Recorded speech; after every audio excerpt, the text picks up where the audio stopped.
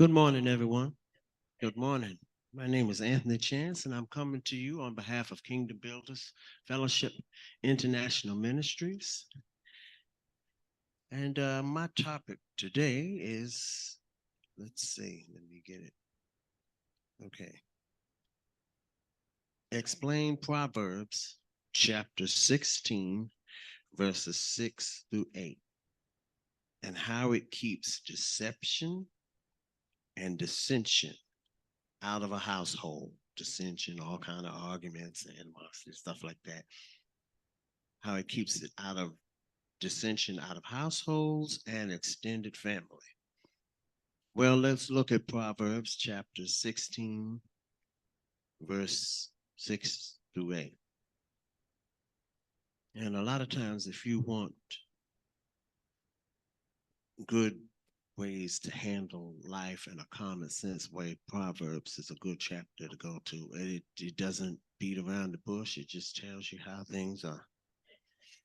So we'll start at 6. Unfailing love and faithfulness make atonement for sin. Now, when you have an atonement, you have a reconciliation of wrong or injury. So there's love makes up for a lot of the wrongs and injuries of sin. By fearing the Lord, people avoid evil. There's become a certain habit in life in this society today. People are making love weak. But if you study what love truly is, when you get to the end of the Bible verse, it will very often say, love never fails. So when you have a force that never fails and is never defeated, even though it puts up with a lot, that doesn't sound like weak, does it? Now, verse 7.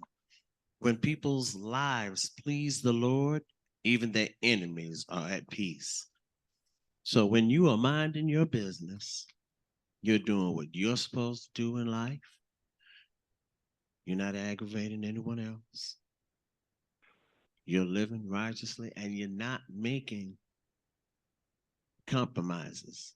If people want to live a certain way, that's fine, but I'm not going to convince you to make me live that way. That's living to please the Lord. Even their enemies are at peace. After a while, your enemies will be at peace. Okay, well, he's just not into that, so I'll leave him alone. I'll leave her alone. I'll go do my own thing, but I'll leave them alone. So you'll eventually have peace and respect from people. Takes a while, but it happens eventually. Better to have little with godliness, this is verse 8, than to be rich and dishonest. Wealth, well, society makes riches the way to go. Oh, this is it. You've got it all. And we are finding out so many horrible things that rich people are doing behind the scenes. And I've often heard it said that money only magnifies who you really are. It doesn't necessarily make you better or worse. It just takes who you are deep down inside and it magnifies it. So if you're a decent, good person, it tends to show you because you use the money the right way. But if you're kind of wicked and you have some bad stuff on your mind, then that money will help you bring it forward. It will really show up and it can really hurt people because when people have riches and power, they can really damage generations of people. So, once again, I'll give them to you. Proverbs chapter 16, verse 6 through 8.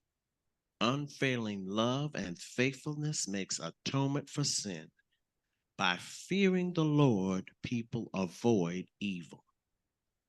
When people's lives please the Lord, even their enemies are at peace with them. And it's better to have little with godliness than to be rich and dishonest. And that's all I have.